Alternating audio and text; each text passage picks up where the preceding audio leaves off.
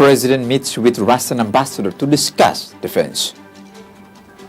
Rice beans purchased 3 years ago remain unused. Prime Minister prepares municipalities for decentralization. Taekwondo coaches assemble national team in preparation for international tournaments. Welcome back to RTTL World News. I'm Zeri Madeira.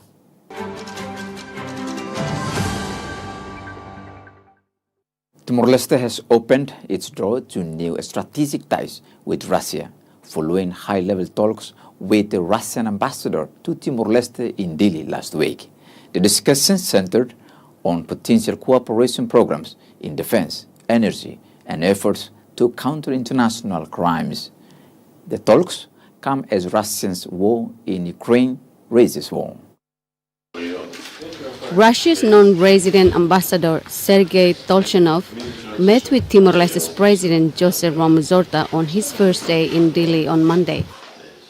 In the meeting, both discussed potential cooperation in education, defense and security, and fighting international crimes. We also discuss each topics of bilateral cooperation in the field of education, in the field of counter international crimes, military cooperations. The next day, the Jakarta-based ambassador also met with Timor-Leste's Minister of Defense to further explore the military cooperation program. The basis for this cooperation is their solidarity for us in the past and now for national development, especially in the defense sector. We would like to promote cooperation in many fields, including military cooperation and military technical cooperation. We just discussed several topics about what areas of cooperation we can cover. In the press conference, both leaders spoke at length of the global turmoil and the importance of bilateral ties. What we can share, we share with them and vice versa. The same values and principles like international law, human rights, all principles that value sovereignty of other countries, small or big. We all have equal rights. I believe that in this time when the geopolitical situation is very turbulent and there are a lot of problems, we should stay friends and we should promote our cooperation on the basis of independence, equality, self-determinance, and non-interference in internal relations. The defense minister and ambassador highlighted Timor-Leste and Russia's friendship, a bond stretching back decades. Russia has always been with us since 1975 until 1999 and to date. I'm very glad that since beginning of history of independent Timor-Leste, we have a very good ties. We supported Timor-Leste in difficult times, and we continue to be friendly country of Timor-Leste.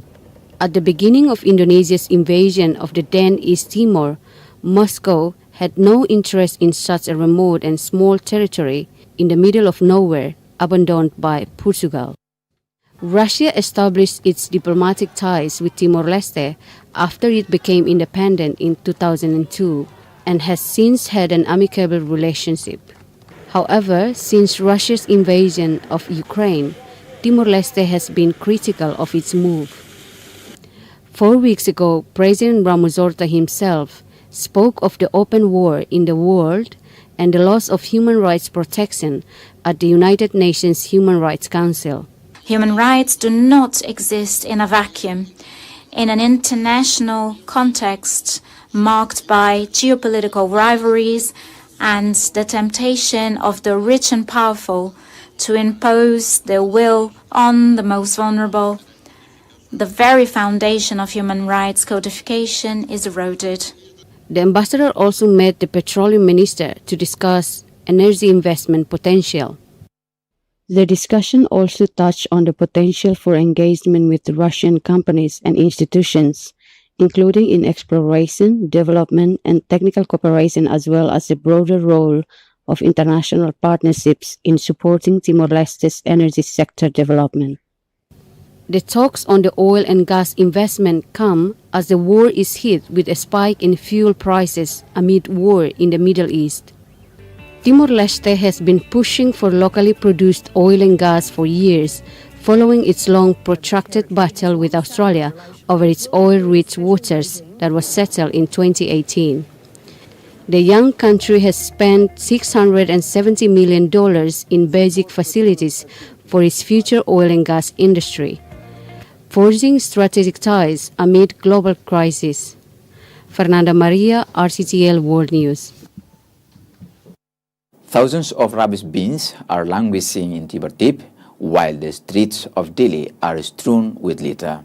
The government spent $1.7 million for the bins 3 years ago, but waste management remains an issue throughout the city's neighborhoods.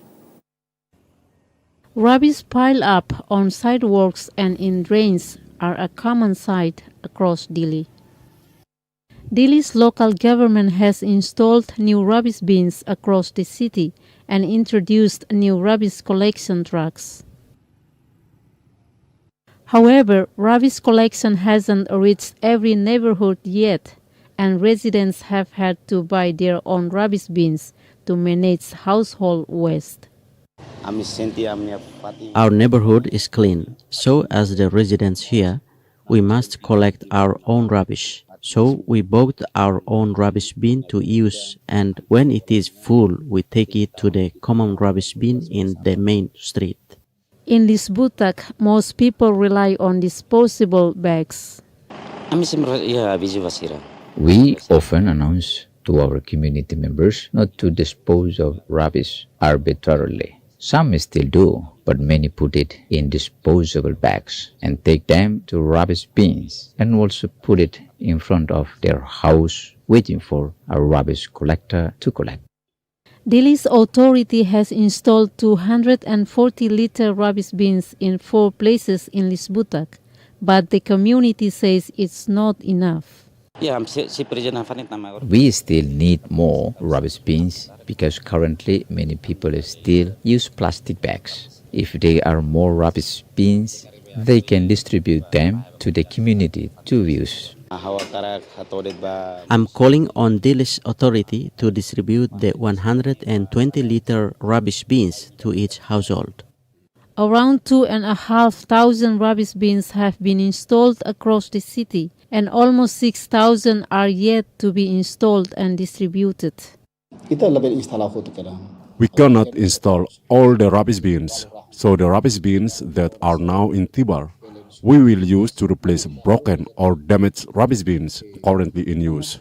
Environmental advocate Delview Sikera is urging the government to install more rubbish bins on every corner in Delhi. We see in the upstream areas there are very few rubbish bins, and some places there are no rubbish bins, like Bekora suburb, Kasnafar area, and Ailoklaran. Delview and his team conduct weekly cleanups in Delhi, as the rainy season frequently carries rubbish to the beach and clogs the drainage system. I like to clean up Delhi every weekend because Delhi produces around 500 tons of rubbish every day. So when it rains, rubbish is seen everywhere and along the beach. Delhi's authority says they face the challenge of limited space to install rubbish bins.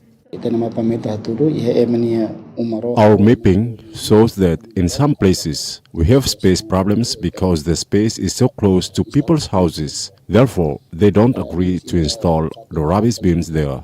An intended littering solution has started to become the very waste it was meant to collect. Pauline Kintown, Judas Magno, RTTL World News. Timor-Leste's Prime Minister Sanana Gusmao is visiting 13 municipalities as part of preparations for the country's decentralization program. During these visits, the Prime Minister and his delegation assessed local conditions in each municipality, such as infrastructure, public services, and administration capacity. Almost 70% of Timorese live in rural areas. The government's decentralization program aims to bring governance, public administration, and services closer to these people. I'm traveling across all the municipalities to see your readiness and capability to welcome more localized power in terms of policies, leadership skills, and characters. During these visits, Prime Minister Gusmao and his delegation evaluated the readiness of civil servants and local institutions and identified gaps and challenges before transferring power to local authorities. Jose Suarez from Ermera Authority said his municipality is prepared for the transition to local power. We, the Ermera municipality, have enough human resources to implement the program, and the presence of the Prime Minister here, we can show that Ermera is ready to accept the local power technically and politically. Meanwhile, in Aileu, João Bosco promises to improve conditions in human resources and infrastructure before receiving local power as part of the decentralization program. We still need to sit together to look at challenges and what we can do better together with the national government, whether we meet the criteria or not, but we are ready to accept the local power. The head of government stressed that each municipality must improve its management's capacity before executing local budgets. After the assessment, the central government will decide whether you are ready for the local power or not, because you will manage the budget on your own. You will develop your own municipality, and for that, only one person cannot do it. It needs many people. Those in Manatuto municipality expressed appreciation for the program, saying it will benefit people living in rural areas.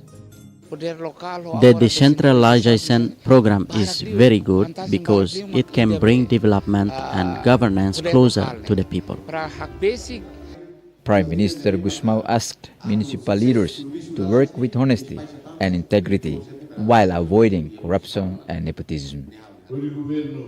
As the head of the government, I appeal to you all to work professionally and avoid corruption, abide by the law, don't practice favoritism and nepotism.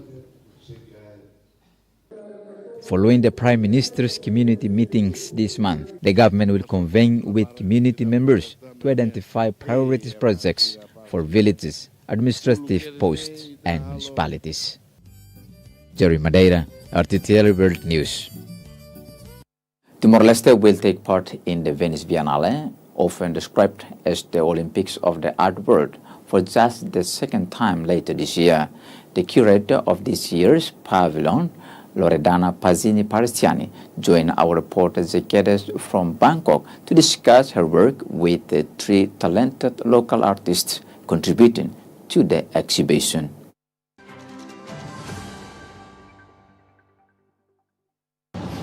Thank you for joining us, Mana Loredana Pazzini. Firstly, how did you become involved in Timor-Leste's pavilion at the 2026 Venice Biennale?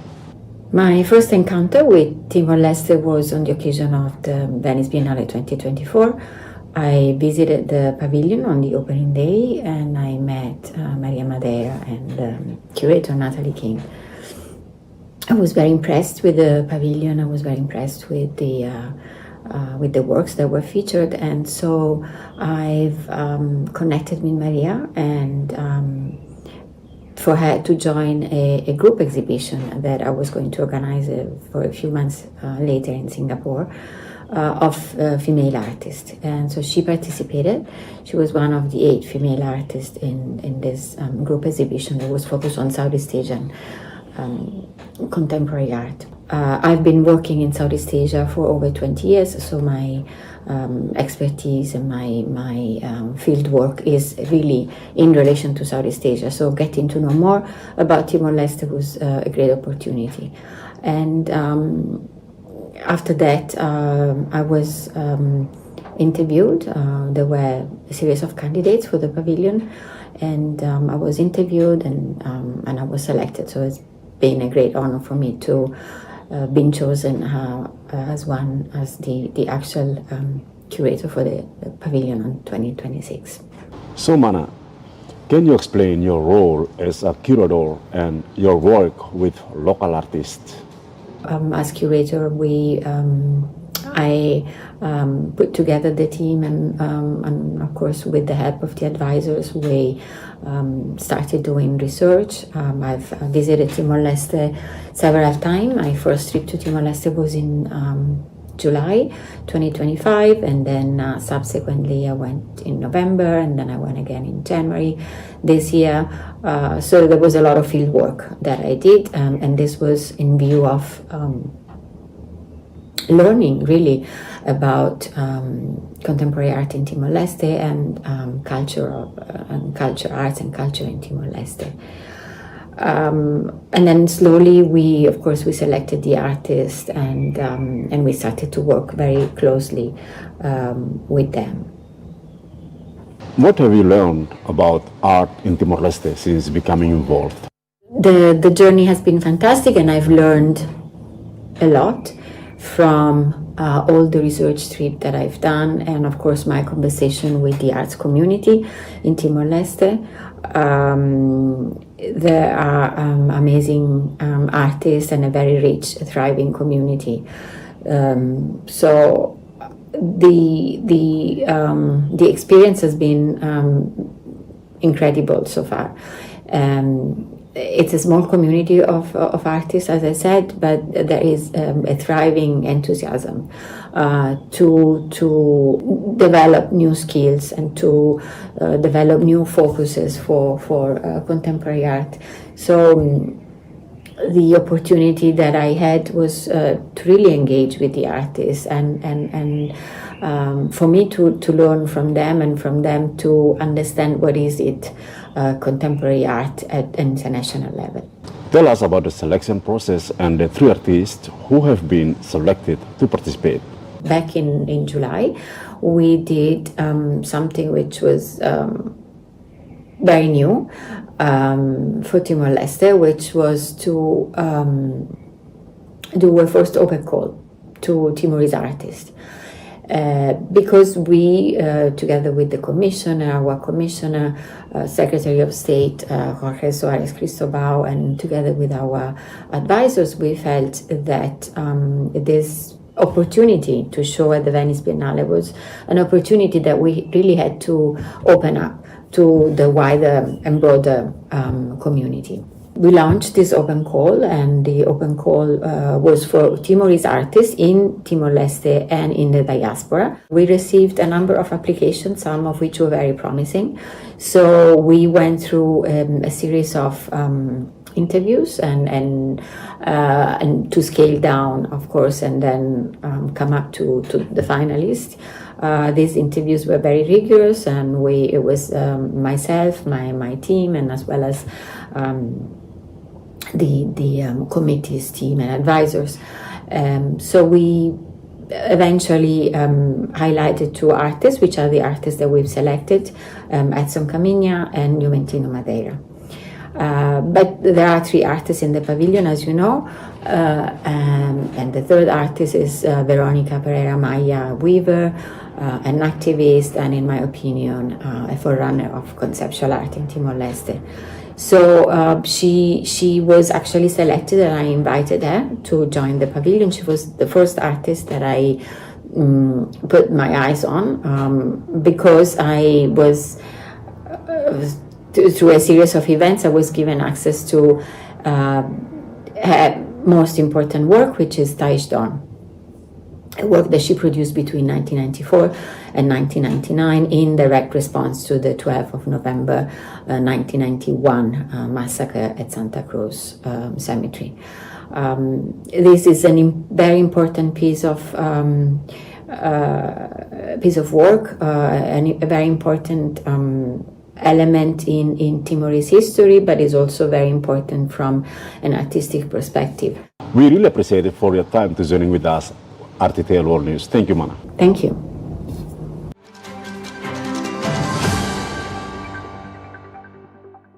Timor-Leste's taekwondo coaches have gathered their country's best athletes to to form a national representative team. Preparations have begun ahead of major international tournaments later this year, but continue without government funding. This isn't the first time Vanessa Ramalho has trained to represent her country in taekwondo. In the last year, on 2024, I was participating in ASEAN University Games and CASAT ASEAN. And this event gave me more experience. But after being selected in this national training program, she hopes to improve her ability and preparation ahead of future tournaments. I feel have different because the progress have always modern. Vanessa is one of about 50 top athletes assembled from around the country to form the national taekwondo team. We requested all of the taekwondo trainers in all clubs to send their best athletes who won in the national competition or who have a good achievement in the clubs to the national team so that we can prepare them for the international tournaments. Despite rigorous training, the team receives no official backing.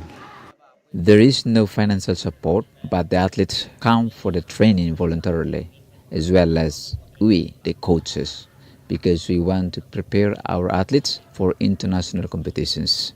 Ongoing year-round training aims to give athletes the best preparation for international play. We want to train our athletes from January to December to prepare them for competitions. We don't want them to train only when a competition is coming up. Marcel Reyes has joined the team from a taekwondo club in Likisa municipality. I feel happy to join this national team. It's become a motivation for me to sharpen my skills as a taekwondo athlete. Lacking facilities and funds to stay in Delhi, the 17-year-old travels daily from Likisa for his training. I commute every day from Likisa to Delhi, which is very far. Sometimes I feel so tired because I need to go back home right after intensive training and need to come here after school. But the distance becomes my motivation too. Meanwhile, Zenia Gonçalves and Filomeno da Costa Muniz are eager to make the most of their opportunities to represent their country. I feel happy to join the national team. It's been my dream since I was little. Because this is a good opportunity to join this national team. While many join the national pool, only the top athletes will be selected for the final squad.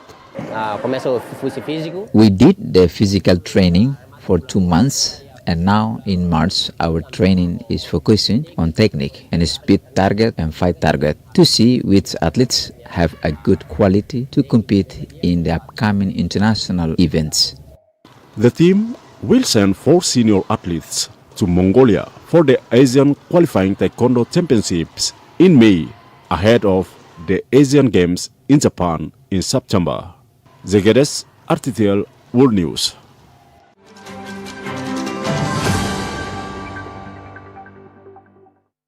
In international news, Western Australia boasts the longest coastline of any Australian state or territory, yet fresh fish has become an increasingly scarce, expensive commodity.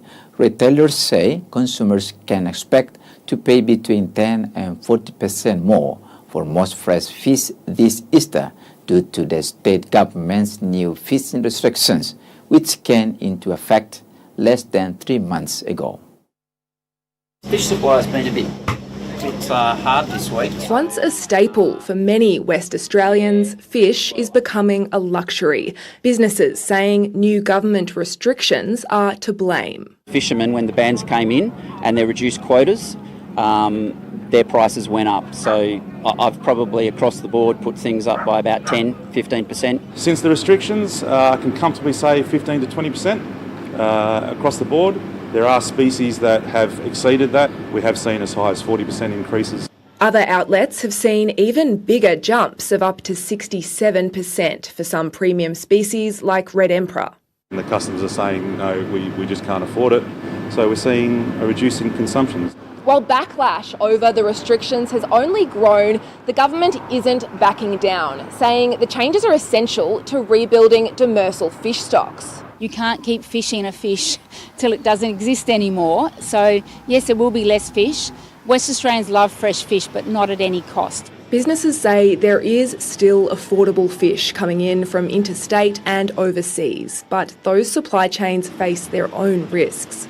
Just recently with the changes in fuel costs, that will start filtering into imported goods within, I would say, 2 to 3 weeks. Roadblocks caused by recent monsoons in the far north adding to the pain, as many in the industry fear the worst is yet to come. Despite early warning signs of a harmful toxin, the South Australian government took months to update its public health advice on the state's devastating algae bloom. It's now 1 year since the bloom began spreading along the coast, making it one of the nation's worst marine disasters. It was one of the first signs of environmental catastrophe. See, that's what a dead oyster looks like. Steve Bowley's South Australian oyster operation was forced to close for 8 months last year because of a toxic algal bloom.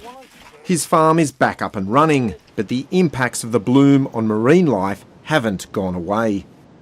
The environment here is broken. It's because of a species of algae never seen before in Australia, which produces brevetoxins. We've never had brevetoxins, so just our detection of brevetoxins is the trigger for full investigation. But it took the South Australian government 4 months from the discovery of the toxin in oysters to change its health advice for asthmatics. One thing that's more important than speed is getting it right, particularly when we're talking about public health measures. In Adelaide South, Kerry Sutton says she was successfully managing her chronic lung condition before the bloom. Now, if I go outside and doesn't even have to be much of a breeze, the eyes start, the lungs are really tight. The state government denies her symptoms are directly linked to the algal bloom and says they aren't consistent with the published literature. You don't have any faith in the government, do you?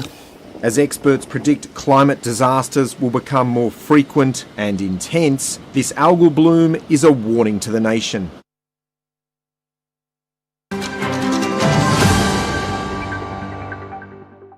And now the weather with Alianza Nunes. Thanks, Jerry. Here is the weather for tomorrow, starting with Dili. Cloudy with afternoon showers, a high of 30 and a low of 23. In Baucau, cloudy and humid with scattered showers, a top temperature of 27 and a low of 22. Remaining cloudy and breezy in Lauteng with a passing shower, a top of 28 and a low of 23. Pomonaro, cloudy and humid with occasional afternoon rain and a possible thunderstorm, a high of 25 and a low of 18. Cloudy and humid in Aileu with a couple of morning showers, temperatures ranging between 24 and 16 degrees. Looking abroad now. Remaining cloudy in Kupang with showers easing a top temperature of 28 and a low of 25. Partly cloudy in Bali with a high of 34 and a low of 20. In Jakarta, cloudy with afternoon showers, temperatures ranging between 30 and 25. Partly cloudy in Seoul, a top of 17 and a low of 2. Darwin remaining cloudy and windy with a couple of afternoon showers, a top temperature of 28 and a low of 24. In Sydney, scattered showers in places in the morning, otherwise partly cloudy with a top of 25 and a low of 19. Cloud clearing in Lisbon, a top temperature of 20 and a low of 12. London, low clouds in the morning, clearing in the afternoon, temperatures ranging between 14 and 8. Scattered showers over in Belfast and partly cloudy, a top of 10 and a low of 5. That's all for now. Back to you, Jerry. Thanks, Alianza, and thanks for joining us again on the program. RTTL World News will be back with more stories on Thursday. Bye for now.